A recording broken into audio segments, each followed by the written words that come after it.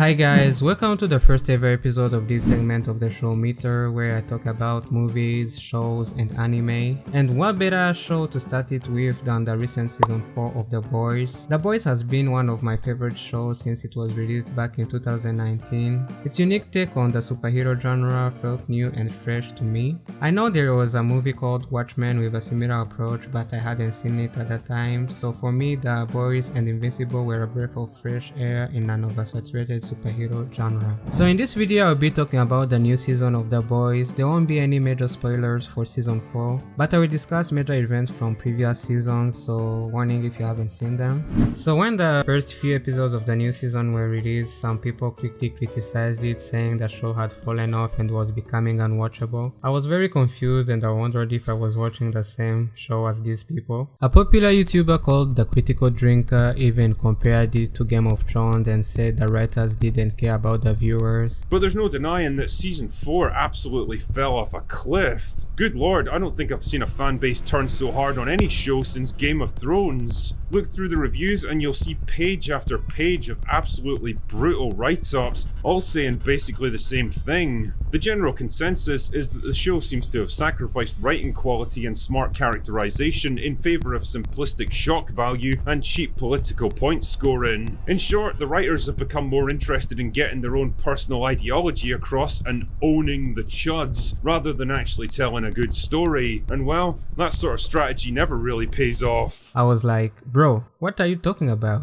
It's only 3 episodes, the show hasn't even gotten to halfway yet. He even admitted he hadn't watched the new season at all and based his review on Rotten Tomatoes, out of all places. So I wasn't exactly brimming with excitement at the prospect of sacrificing another 8 hours of my increasingly limited lifespan for the new season. Frankly, I've got better things to do with my time. But hey, maybe they managed to turn things around. So it was off to Rotten Tomatoes for me to check out the reviews. How can you criticize something you haven't even watched and call yourself a movie critic? He quickly got called out by the community and I thought it was a big oopsie for such a big channel. And I think maybe he had a little bit too much of that Jack Daniels and should tone it down. The main criticism here was that the show was too political or too woke. For me, I really don't care. When I watch a TV show or any entertainment media, I'm not looking for any validation of my ideas. I'm just trying to be entertained and enjoy a show. I don't care about any of those political bullshit. But I would say that some of the things, like some of the aspects of the show mirror the real world. They do tackle some things like misinformation or some tactics that some political parties use to kind of push a narrative.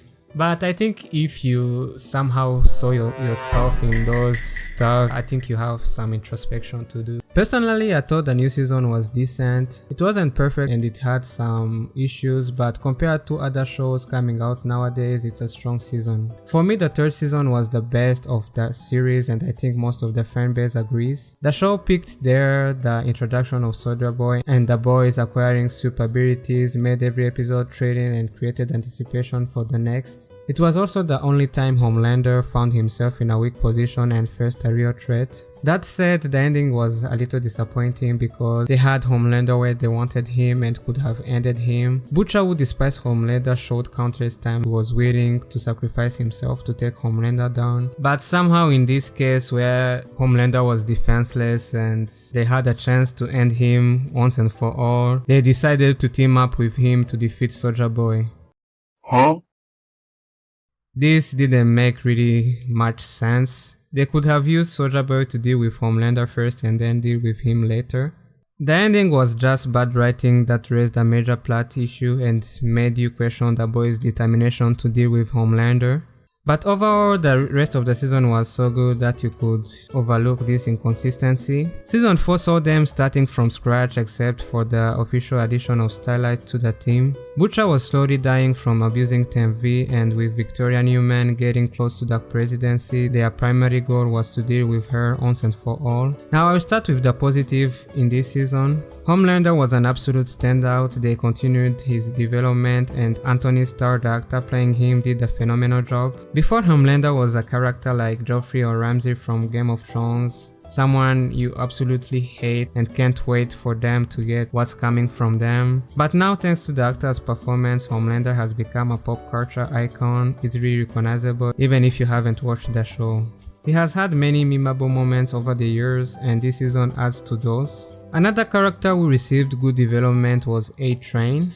It was good seeing him go from an almost irredeemable character to doing some of the selfless action he has ever done. There were also some new characters, most notably Sister Sage on the Soup's side.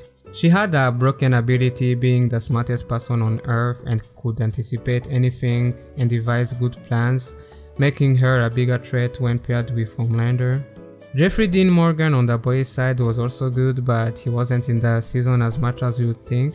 And there is some other small positive things I can say about it, but now let's get to some of the things I thought were a little down this season, or some things I thought they didn't do well. Firstly, they didn't do a good job with the characters on the boys' side, especially Frenchie. Frenchie's character has been declining in the last seasons. This season they made him enter a relationship with a guy from his past out of nowhere. People say it was already mentioned in the past season that Frenchie was bi before, but for me that was not the issue. The issue for me was that it felt rushed. They had been building up Kimiko and Frenchie for a long time, and suddenly now he was interested in this new guy and Kimiko was somehow fine with it.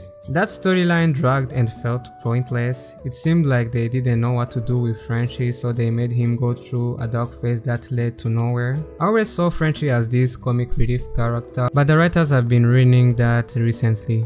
Huey and Starlight also had major issues. In this season, Huey goes through major traumatic events without time to process or grieve. They just throw him into the next one, downplaying the importance of the last one. For example, Huey loses someone who was important to him this season, but he's not given any time to process it. And we know from the previous seasons that Huey has problem dealing with loss. I mean, the whole season starts with him embarking on a revenge quest after his girlfriend gets killed in front of him, so it felt like they downplayed the importance of this one. Starlight also became unlikable this season, making unnecessary decisions and seeming indifferent to Huey's struggles. Their work chemistry was off, and it was very obvious. Also changed quite a bit. He lost a lot of weight, which kinda made him seem like a different actor. He said he did it deliberately to portray his character's changes as it was in the comics. This kinda gave me flashbacks of Chadwick Boseman, and I hope is doing great, man. He's such a good actor. Me too. Baby, you're right. I love you too. Okay. Right.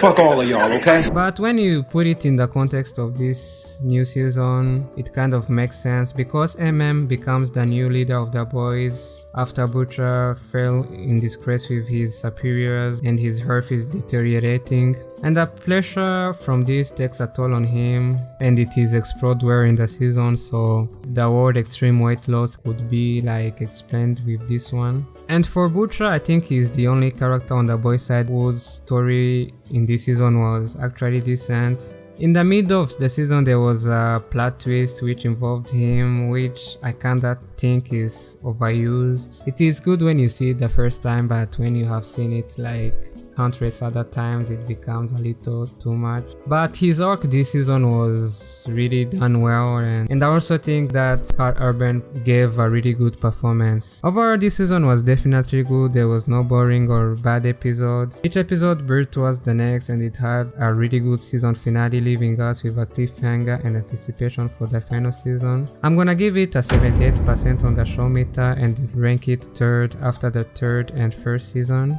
So I'm curious to know what you guys thought about this season. Comment down below your thoughts, and please consider liking and subscribing if you like this video. It would mean the world to me and motivate me to make better videos next time. But that said, see you on the next